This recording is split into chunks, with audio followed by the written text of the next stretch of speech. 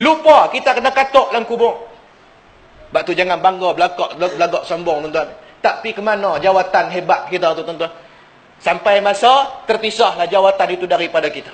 Sebab tu tak kira siapa pun kamu, pangkat dari mana pun kamu, hebat dari mana, anak buah ramai dan sebagainya. Tak ngaji, bodoh sampai ke mati. Ingatlah tu. Macam mana kita boleh main ramai pada hari Jumaat hari ni tuan-tuan, penuh masjid surau. Kenapa tidak pada malam-malam yang lain? Sibuk sangatkah kita dengan dunia? Berapa banyak juta sangat bisnes yang kita buat sampai kita tak nak main luang masa mengaji. Padahal kita ni kurang lagi ilmu. Tuan-tuan, jangan jadi manusia yang Allah Ta'ala sebut dalam Quran surah Al-Baqarah. Fi qulubihim maradun fazadahumullahu marada. Dalam hati ni ada penyakit. Tuan-tuan, takut jadi pula macam contoh-contoh orang munafik. Allah Ta'ala kata khatamallahu ala qulubihim. Hati mereka ni Allah Ta'ala peteri. Welding dah. Tak berasa nak buat baik, tak berasa nak buat ibadah, tak berasa nak buat kebajikan. Maka tuan-tuan muslimin sidang jemaah sekalian, manfaatkanlah masa yang Allah Ta'ala bagi dekat kita ni tuan-tuan. Tak lama tuan-tuan kita nak hidup ni. Hidup kita ni tuan-tuan tujuan dia untuk mengabdikan diri kepada Allah. To show obedience towards Allah. Untuk tunjukkan keabdian kita kepada Allah. Itu tujuan kehidupan Allah Ta'ala bagi kita hidup ni. Bukan hanya untuk cari makan kedara, masuk waktu malam kita lena, bangun lena, pergi kerja dan sebagainya. Bukan itu saja tujuannya. Tujuan yang lebih penting, priority, aulawiyatnya, menunjukkan, mengabdikan diri kita sebagai hamba Allah Subhanahu Wa Taala. Tu. Maka sedap diri kita tuan-tuan muslimin sidang jemaah sekalian. Allah Ta'ala bagi pada kita ni semua sama aja. 24/7, 24 jam sehari, 7 hari seminggu. Kenapa ada orang boleh buat ibadah? Kenapa ada orang boleh main sembahyang berjemaah? Kenapa ada orang boleh main mengaji walaupun dia sibuk? Kenapa kita tak boleh? Kita saja mencari alasan. Tapi kalau bab makan kedara, bab terima duit ringgit, jauh pun kita pergi. Betul tak tuan? Kerana itulah yang hati kita nak. Itulah yang nafsu kita nak.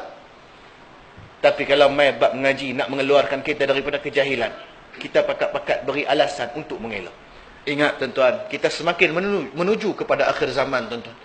Satu pesanan yang Nabi sebut berkenaan dengan ilmu. Allah Ta'ala akan angkat ilmu ni daripada dada manusia akhir zaman. Inna Allah la yakhbidul ilma imtita'a yantazi'uhu minan nas walakin yakhbidul ilma biqabdil ulama hatta idha lam yatruk aliman ittakhazan nas ru'usan juhala fasu'ilu fa'aftau bighairi ilmin fadallu wa adallu aw kama qala. Hadis sahih. Nabi bagi tahu tidak akan diangkat ilmu itu sekali zaman tuan-tuan. Ilmu akan diangkat oleh Allah. Bukan sekaligus daripada dada manusia. Bukan dibakar pondok-pondok pengajian agama. Tidak. Akan tetapi diangkatnya ilmu kata Nabi SAW biqabdil ulama. Dengan dimatikan para alim ulama. Seorang demi seorang kita melihat alim ulama. Orang-orang yang takut kepada Allah. Pergi meninggalkan kita. Hari demi hari kita ditinggalkan dalam kegelapan tuan-tuan. Apabila matinya alim-alim ulama ni, umpama terpadamnya sebuah lampu kepada yang menerangi jalan kita. Tuan-tuan, ulama umpama lampu yang menerangi jalan yang gelap kita ni. Tuan-tuan, al-ulama masabihul ardi, al-ulama masabihul ummah. Ulama umpama lampu yang menerangi ummah, yang menerangi jalan kita. Maka apabila mati seorang demi seorang, mati ulama membawa ilmu dalam dada. Inilah yang disebut sebagai pepatah, patah payah tumbuh, hilang payah berganti tuan-tuan. Mati seorang ulama yang nak menggantikan ulama seperti mana dia, sudah payah nak cari tuan-tuan. Tak jumpa dah.